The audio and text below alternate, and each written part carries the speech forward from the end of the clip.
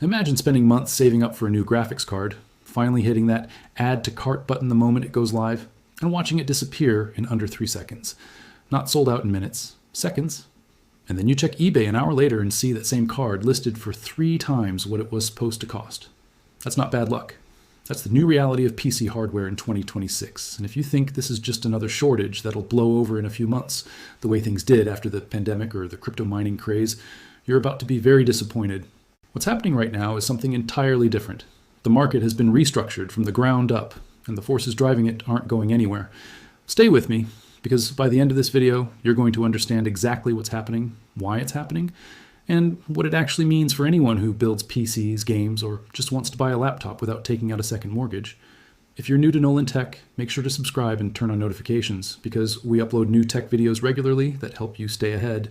Let's start with graphics cards, because that's where the chaos is most visible.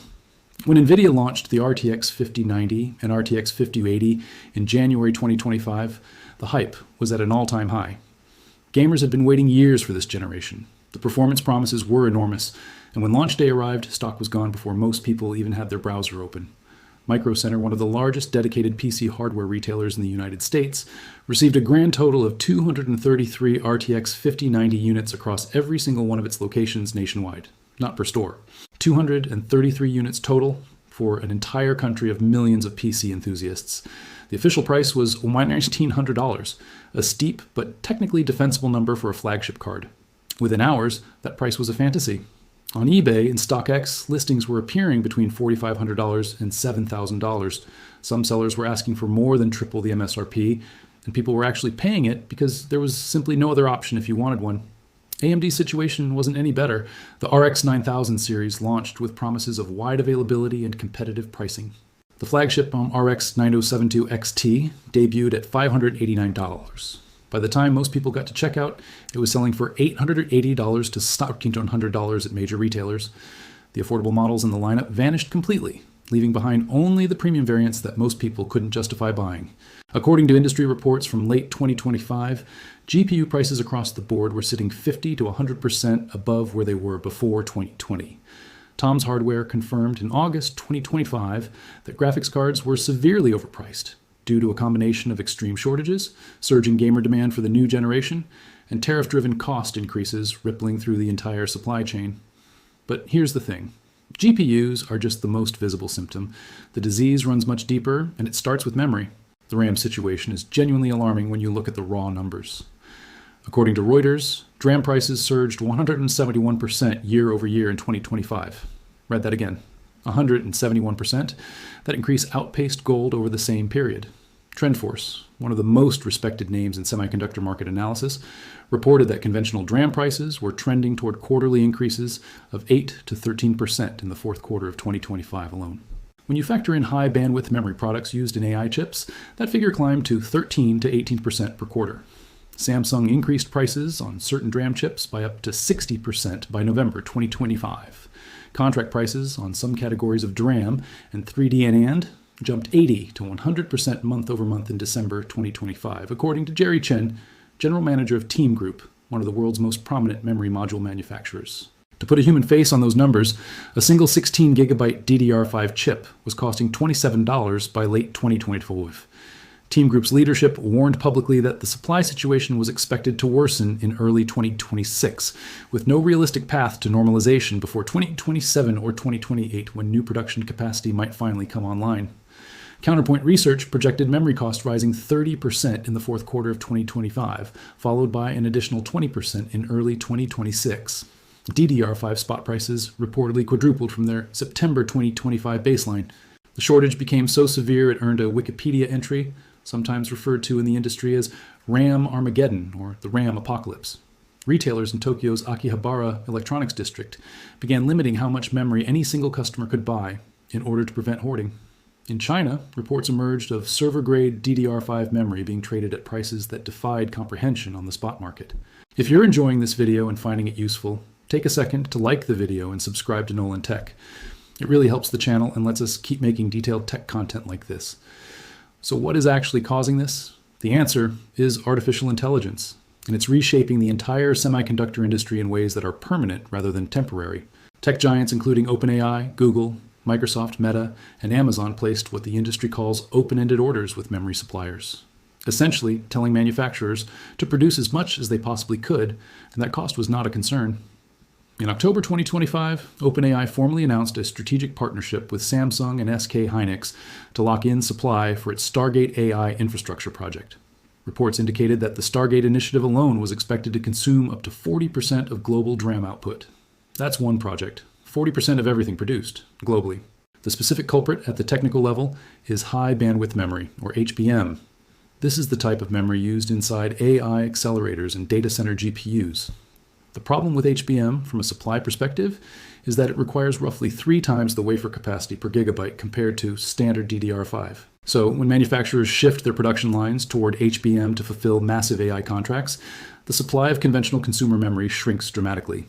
By September 2025, Samsung had reportedly scaled its advanced DRAM capacity to 60,000 wafers per month, specifically targeting HBM4 production. Every wafer going toward HBM is a wafer not going toward the DDR5 modules that gamers, PC builders, and smartphone users need. Memory manufacturers made this shift because AI infrastructure spending shows no signs of slowing, and HBM commands significantly higher profit margins than consumer DRAM. Industry projections suggest AI will account for 20% of global wafer capacity by 2026. The economics are simple and brutal. Manufacturers go where the money is. While graphics cards and memory dominated headlines, CPUs quietly entered their own crisis. In early February 2026, Reuters reported that both Intel and AMD had formally notified Chinese customers of server CPU supply shortages. Intel warned of delivery times stretching up to 6 months for certain products. Supply constraints had already driven Intel server CPU prices up more than 10% in China, with further increases expected. AMD notified customers of similar constraints, with some product delivery windows pushed to 8 to 10 weeks. This wasn't a regional issue isolated to China. In October 2025, Intel's chief financial officer David Zinsner stated publicly that the company was facing chip shortages across both consumer and data center product lines. He described the first quarter of 2026 as the most challenging period for meeting demand, as Intel's own chip inventories would be largely depleted by then. Tom's Hardware reported in October 2025 that Intel's supply problems spanned multiple dimensions, including internal production capacity limits and an industry-wide shortage of substrates, the essential materials used to package chips, that was expected to persist well into 2026. Intel announced it would prioritize data center CPU production over consumer chips and warned of price increases to follow. AMD wasn't immune either. Reports from late 2025 confirmed that AMD had implemented price increases across its Ryzen processor lineup.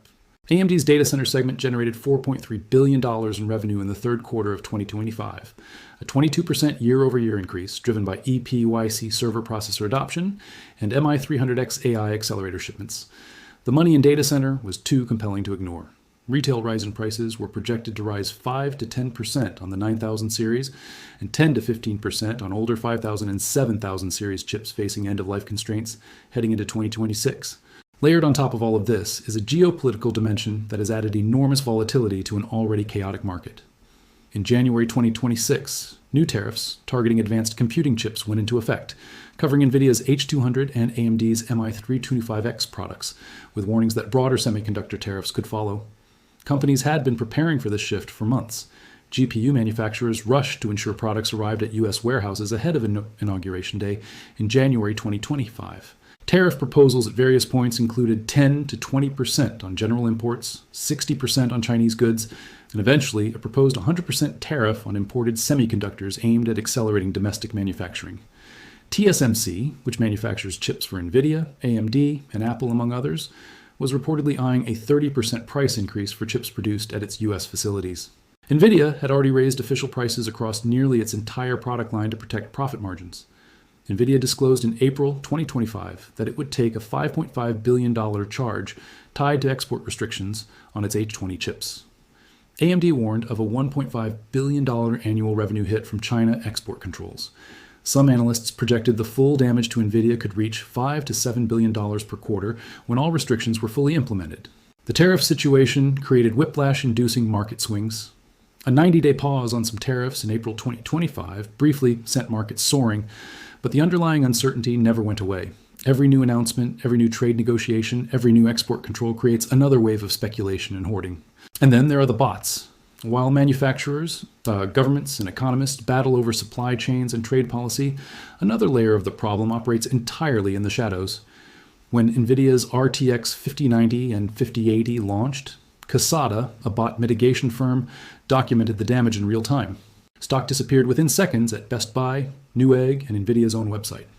Pre-order estimates for those who managed to place legitimate orders stretched from 3 to 16 weeks. RTX 5090 units that launched at $1,900 were appearing on StockX at $4,500 to $5,200 almost immediately after launch. The operations running these bots are not teenagers on laptops. These are sophisticated professional enterprises. Bot operators use AI-powered CAPTCHA bypass tools, click farm networks, solver services that evade retailer detection, and extensive coordination through private Discord and Telegram communities. These so-called cook groups share real-time stock alerts, distribute bot scripts, sell aged retail accounts with purchase history that makes them look like legitimate customers, and provide detailed tutorials on bypassing every protection retailers put in place. All-in-one bots are widely commercially available, making it accessible even to people with minimal technical knowledge. The entire operation is a shadow industry built entirely on exploiting demand imbalance.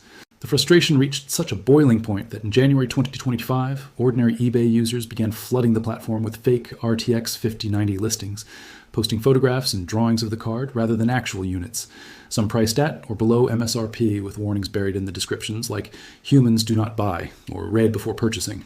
The idea was to waste the bot's time and make it harder for scalpers to identify genuine product listings amid a sea of decoys. It was creative, it was funny in a dark way, and it illustrated just how desperate the situation had become.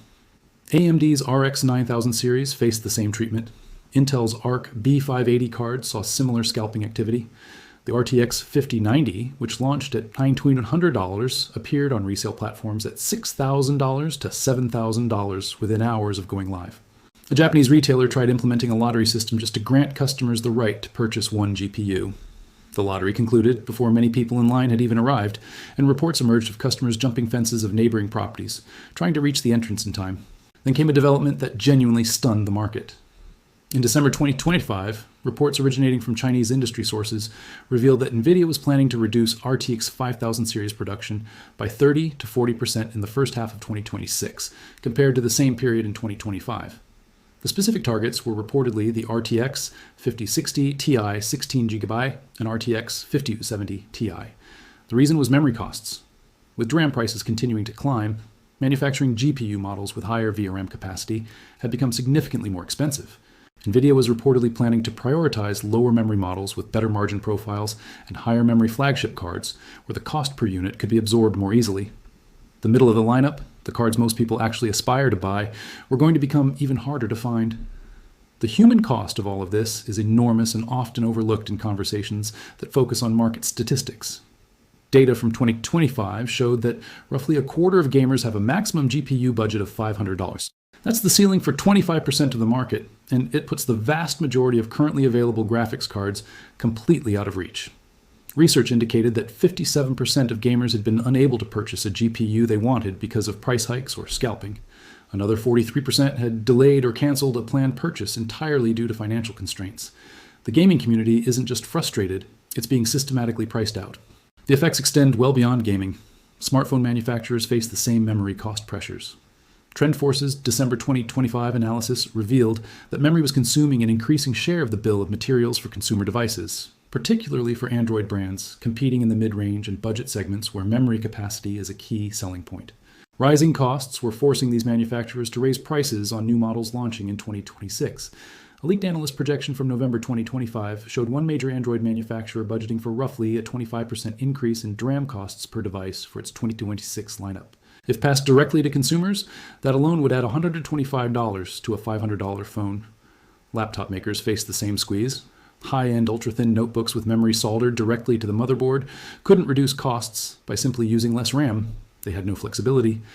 Desktop PC manufacturers Dell and Lenovo announced price increases in the range of 15 to 20% effective from December 2025. Lenovo's CFO described the cost environment as unprecedented and disclosed the company had built up memory inventory roughly 50% above normal levels in anticipation of further price increases. Now, let's talk about what the experts actually expect going forward, because it's not a comfortable picture. The near universal consensus is that meaningful relief is not coming in 2026. Team Group indicated in October 2025 that the supply-demand imbalance was expected to persist through at least the first half of the year. TrendForce projected legacy DDR4 shortages extending into mid-2026. Memory prices were revised upward from earlier estimates, with the firm projecting 18 to 23% quarterly price growth and hinting at further revisions as negotiations continued. GPU prices are expected to track memory prices upward, with reports from late 2025 indicating both NVIDIA and AMD were planning price adjustments across their graphics card lineups, potentially on a monthly basis, through much of 2026. Some analysts pointed to the possibility of the RTX 5090, which launched at under $2,000, eventually carrying a retail price approaching $5,000 if memory costs continue on their current trajectory. On the CPU side, Intel expected conditions to improve by the second quarter of 2026, but given TSMC's constrained capacity and the ongoing prioritization of AI chip production, consumer processor availability is expected to remain tight. AMD expressed confidence in its supply agreements with TSMC, but that confidence is conditioned on a fab partner that is currently trying to serve every major chip designer in the world simultaneously. And as for new manufacturing capacity, the honest answer is that it is years away. Building a new semiconductor fabrication facility from the ground up takes a minimum of 3 to 4 years and costs upwards of $20 billion. Micron announced a $200 billion commitment to U.S. manufacturing. But meaningful output from those facilities doesn't begin until mid-2027, with full production ramp taking longer still. The company's new Idaho facility is targeting an operational date of 2027. IDC's analysis from December 2025 stated bluntly that this is not a cyclical shortage. It is a potentially permanent strategic reallocation of the world's silicon wafer capacity, with AI having fundamentally displaced consumer electronics as the primary driver of production priorities. 5 structural forces are keeping prices elevated, and they are not going away. First, AI enterprise customers pay roughly 10 times more per unit of silicon than consumer markets. NVIDIA's data center revenue hit $47.5 billion compared to gaming revenue of $9 billion. When one segment of your customer base will pay any price for your product, the other segment's preferences become secondary. Second, manufacturing is constrained by physics and investment timelines. Advanced node fabrication facilities take 3 to 5 years and cost $20 billion or more to build. TSMC's chairman stood before industry leaders in November 2025 and stated plainly that capacity is not enough, not nearly enough. Third, memory manufacturers have discovered that HBM for AI generates roughly 10 times the profit of consumer DRAM. That is a permanent production shift, not a temporary one. Samsung's operating margin on standard DRAM sat around 40% in the third quarter of 2025, while margins on HBM approached 60%. The financial incentive is overwhelming. Fourth, geopolitical fragmentation is accelerating. U.S. export controls on advanced chips, Chinese retaliation targeting critical minerals, and the broader push toward regional supply chain independence are all creating sustained structural uncertainty that will outlast any individual policy decision. Fifth, market concentration gives major players enormous pricing power. NVIDIA controls approximately 80% of the discrete GPU market. That level of dominance means pricing decisions are made without meaningful competitive pressure. The emotional dimension of this market can't be ignored either, because prices in the hardware market are not set by pure economics alone. Fear is driving panic buying. The message in every corner of the PC building community is consistent. Prices are going up. Buy now or regret it later. That fear is completely rational given the data, which makes it self-reinforcing. Anger is fueling resentment toward manufacturers and platform holders. When a card with a $2,000 MSRP sells for $6,000 on the secondary market, and the manufacturer appears to do nothing meaningful to stop it, the community's trust erodes. When a stick of RAM that cost $100 suddenly costs $300 with no announcement, no warning, and no explanation, people feel manipulated. And hype is driving artificial urgency. Every new product generation is marketed as a revolutionary leap that makes current hardware obsolete. This creates upgrade pressure even among people whose existing systems run everything they play perfectly well. These 3 forces, fear, anger, and hype, create ideal conditions for speculation. Buyers rush purchases before prices rise. Scalpers exploit that urgency. Manufacturers can't communicate realistic expectations without triggering more panic. There are potential solutions being explored, though none of them offer quick relief. Several governments are considering legislation specifically targeting high-volume reselling of consumer electronics at inflated prices. Enforcement is genuinely difficult given the international nature of scalping operations, but political pressure is building. Anti-bot technology is advancing. Companies like Casada are developing behavioral analysis systems that go well beyond standard CAPTCHA verification, looking at how users navigate pages and interact with purchase flows in ways that are much harder for bots to replicate convincingly. Virtual queuing systems with human verification steps have shown real promise at some retailers. In-store pickup requirements for high-demand launches have been effective at eliminating bot purchases since bots cannot physically show up at a counter.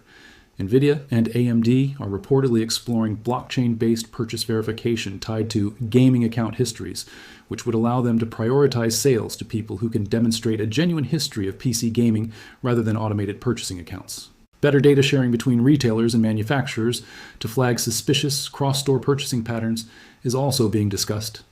And the U.S. CHIPS Act represents a long-term governmental bet on domestic semiconductor manufacturing, though the production capacity it funds won't meaningfully impact supply until the latter half of the decade. The honest bottom line for 2026 is this: GPU prices are not returning to pre-2020 levels.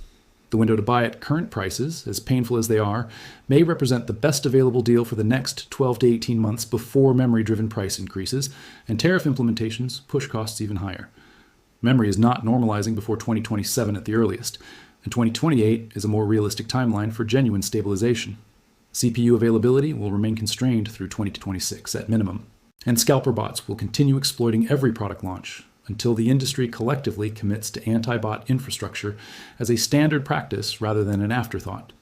For PC builders and gamers navigating all of this, patience has genuinely become the most valuable tool in the kit. The era of walking into a store, picking up components at reasonable prices, and building a rig over a weekend is over for now. The practical skills that matter in this environment are different. Setting up stock tracking alerts, joining community spaces where people share availability notifications the moment they appear, understanding the difference between MSRP and actual market price before budgeting for a build, and knowing when to hold off because a price spike is temporary versus when waiting will only cost you more. This hardware crisis isn't just about gaming. It's about who gets access to computing power, how AI investment is reshaping the entire semiconductor industry, and how geopolitical competition is redrawing the map of global technology production. The anxiety you feel when you see a GPU listed at 3 times its launch price isn't irrational.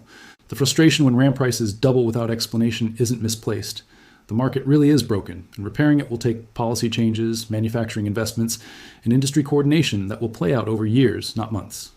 If you found this video helpful, don't forget to like, subscribe to Nolan Tech, and turn on notifications so you never miss future tech videos. Given everything covered here, I want to know what your plan is.